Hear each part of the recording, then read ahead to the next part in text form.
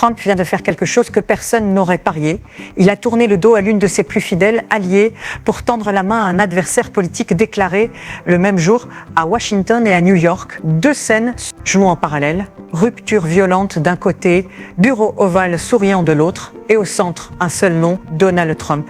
Vendredi 21 novembre, Maison Blanche, Oval Office, face à face, Donald Trump, président des États-Unis, et Zohran Mamdani, maire élu de New York. Pendant des mois, les deux hommes s'étaient écharpés en public, tweets violents, interviews incendiaires, accusations de communisme, de fascisme. Tout le monde s'attendait à une réunion explosive, un duel idéologique devant les caméras. Mais ce qui se produit ce jour-là n'a rien à voir avec ce scénario. Dans le bureau ovale, l'ambiance est presque cordiale, poignées de mains répétées, sourires, échange de regards détendus. Trump parle le premier. Il décrit la rencontre comme formidable, très productive, et lâche même certains de ses idées sont les mêmes que les miennes. Au lieu d'un clash, les deux hommes se concentrent sur des sujets concrets: sécurité dans les rues de New York, criminalité, explosion du coût de la vie, loyer impossible, manque de logements abordables. Trump répète qu'il veut aider la ville, pas la punir, qu'il est prêt à soutenir des projets de construction de logements à condition qu'ils soient efficaces. Mamdani, lui, rappelle qu'il n'a pas changé d'avis sur le président, qu'il continue de critiquer sa politique, mais qu'il est venu pour une seule chose: la vie de 8,5 millions de personnes qui n'arrivent plus à payer leurs factures. Un moment surprend la salle. Un journaliste demande à Mamdani: le considérez-vous toujours comme un fasciste? Silence. Trump le regarde et plaisante: c'est bon, tu peux dire oui. Rire, tension désamorcée, mais message clair: le désaccord idéologique reste. La coopération sur les dossiers locaux commence. Mais pendant que ces images font le tour des télévisions, une autre scène politique se joue au même moment, à des centaines de kilomètres de là. Marjorie Taylor Greene, figure de l'aile la plus radicale du Trumpisme, annonce sa démission pour 2026. Celle qui fut l'une de ses plus ferventes soutiens explique qu'elle se sent utilisée puis abandonnée, qu'elle a été lâchée par le président après avoir franchi toutes les lignes pour le défendre. Eh bien, le contraste est brutal.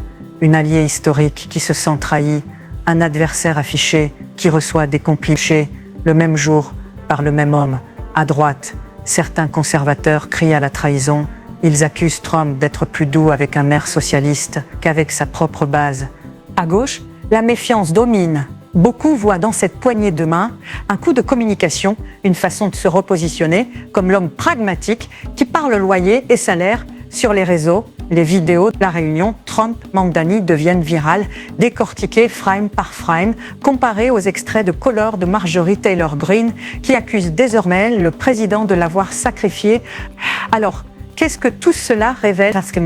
D'abord, le terrain sur lequel les deux hommes ont choisi de se rencontrer, le coût de la vie, les loyers, la sécurité. Ce sont les trois sujets qui obsèdent les électeurs des grandes villes, qu'ils votent à droite ou à gauche.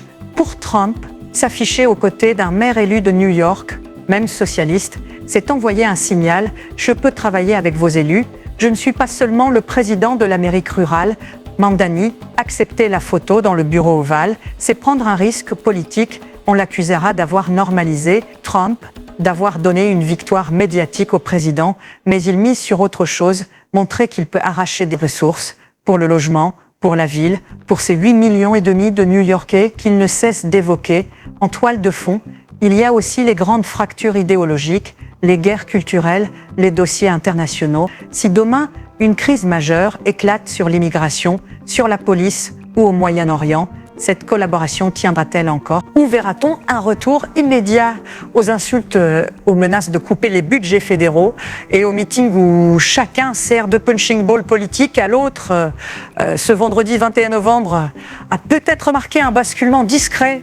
Trump n'apparaît plus seulement comme le chef d'un camp, mais comme un arbitre autoproclamé qui choisit qui il pardonne, qui l'élève et qui laisse tomber. Zohran Mamdani, lui, entre dans une zone grise. Ni ennemi total, ni allié, plutôt un partenaire tactique à tester. La prochaine crise économique, sociale ou internationale sera le vrai test de cette relation.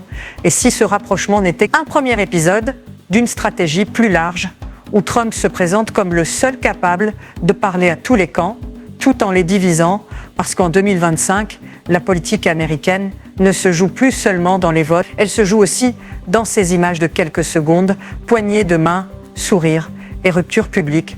C'était Monde Plus, l'actualité mondiale sans filtre. Abonne-toi pour plus de vidéos. L'actualité, et dis-moi en commentaire si tu vois dans ce rapprochement une ouverture réelle ou un pur coup de stratégie politique.